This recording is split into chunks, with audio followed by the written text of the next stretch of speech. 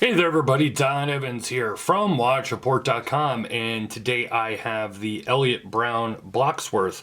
Now, if you've been following the channel for a few years, you might have seen that we did a review on one of these. Michael Wolf did a review on these a few years ago, and that was the original version. Now, as far as the construction of the watch or the size or whatever, nothing has changed in that department.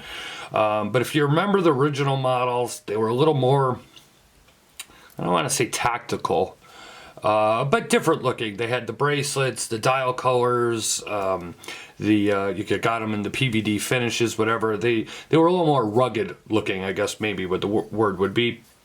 And this one is a little more elegant looking, a little more subdued, maybe not for as rugged activities, obviously, with this leather strap. So I'm going to go ahead and link Michael's review, both in the written review and here on YouTube in the description below. And if you want to kind of check out his thoughts and comments and everything else on the original Bloxworth, you can. I'm kind of going to go ahead and show you it here and then just talk about some of the differences and my personal thoughts and comments.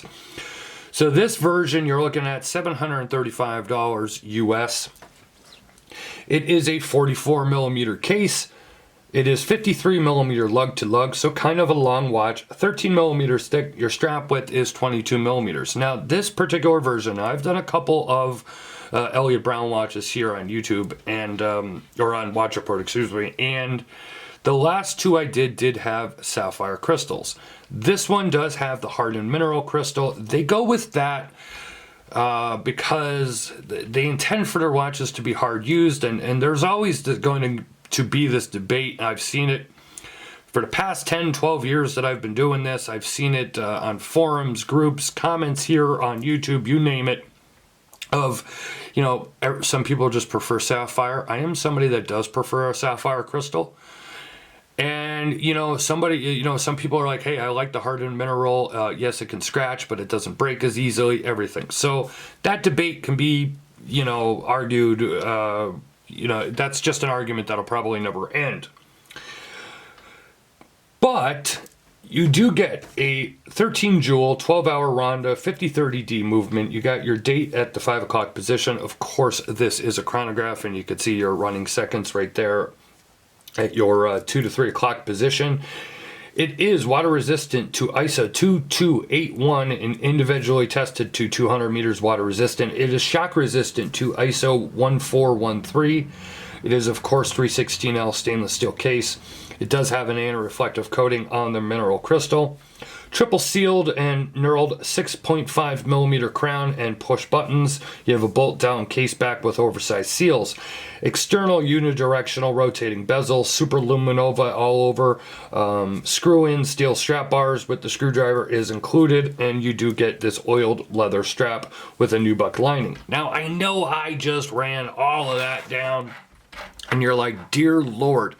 The reason I did that is to kind of show you where this watch is coming from. And maybe you don't agree with me, maybe you know, whatever. But my point with that is this is not just your ordinary fashion watch. I've talked about that when I talk about Elliot Brown in the past. They make watches to be used. And if you go back through any of my reviews that I've done on them here, you'll see what I'm talking about. They make watches to be used. They're not slapping together a couple of pieces and doing nothing with them. This watch is meant to be used. It could be used and abused. Now, again, this leather strap version, and there are a few of the different leather strap versions available on the website and different dial colors. This particular dial color is really unique. It's like this grayish blue color, which is very, very different. And then you got your red tipped minute hand there and your red second hand. Go ahead and run the chronograph here for a second. You do have applied markers, you have applied logo and name.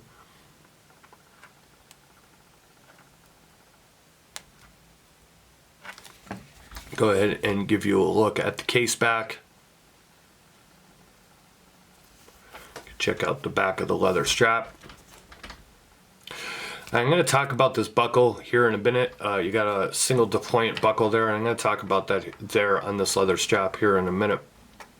One of the nice things is you do have, it is a fitted leather piece.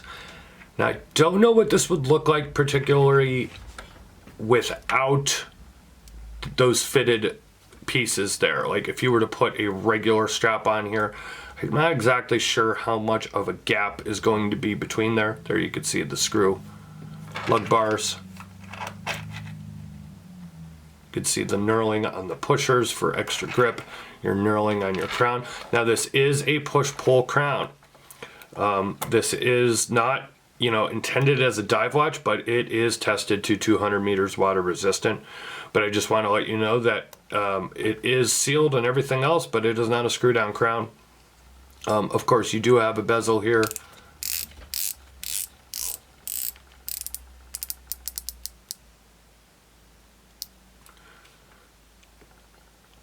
Let me go ahead and I will put this on my 7.5 inch wrist, and then I'm going to talk a little bit about that that single deployant clasp.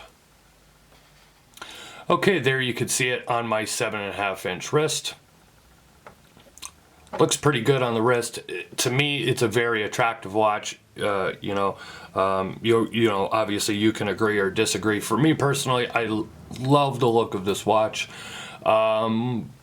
Probably the way I run these days, I probably like it more in a 42 millimeter versus the 44 millimeter, but I do think it is an attractive looking watch.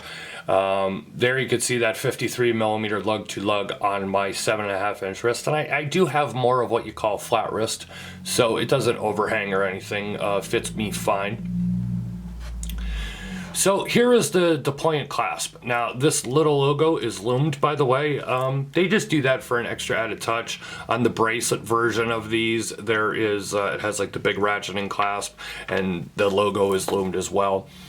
You can see this nice blue stitching in here. It's like a silver blue stitching on the leather strap as well. Very high quality leather strap, very nice. The problem is the inside.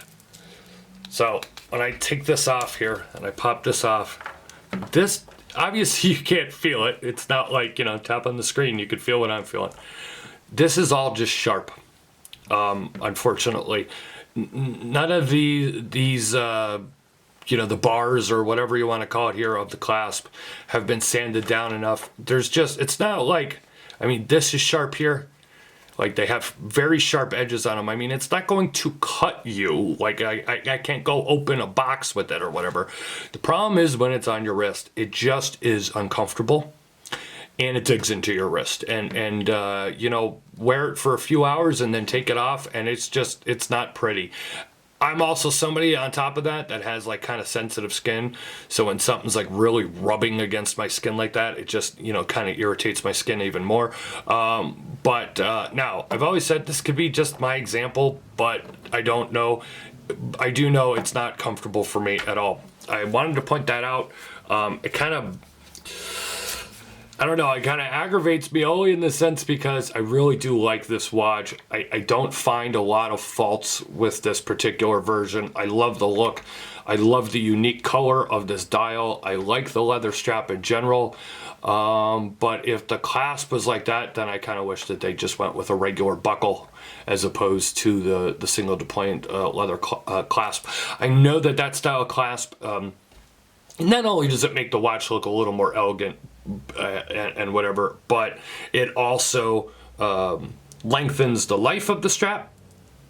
But in this particular case, I just would wish for a standard buckle or a more finished clasp, one or the other. If you want to see more about this, click the eye in the upper right hand part of the screen or go to the link in the description below and take you over to watchreport.com. As I said, I'm also going to link Michael's YouTube video on this, on the original version from a few years ago.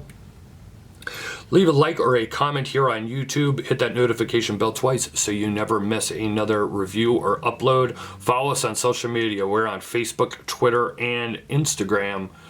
This has been a look at the newer version, the more elegant version, if you will, of the Elliot Brown Bloxworth. This has been Don Evans for WatchReport.com. Oh, and by the way, I'll leave a lume shot here at the end of the video. Thank you very much.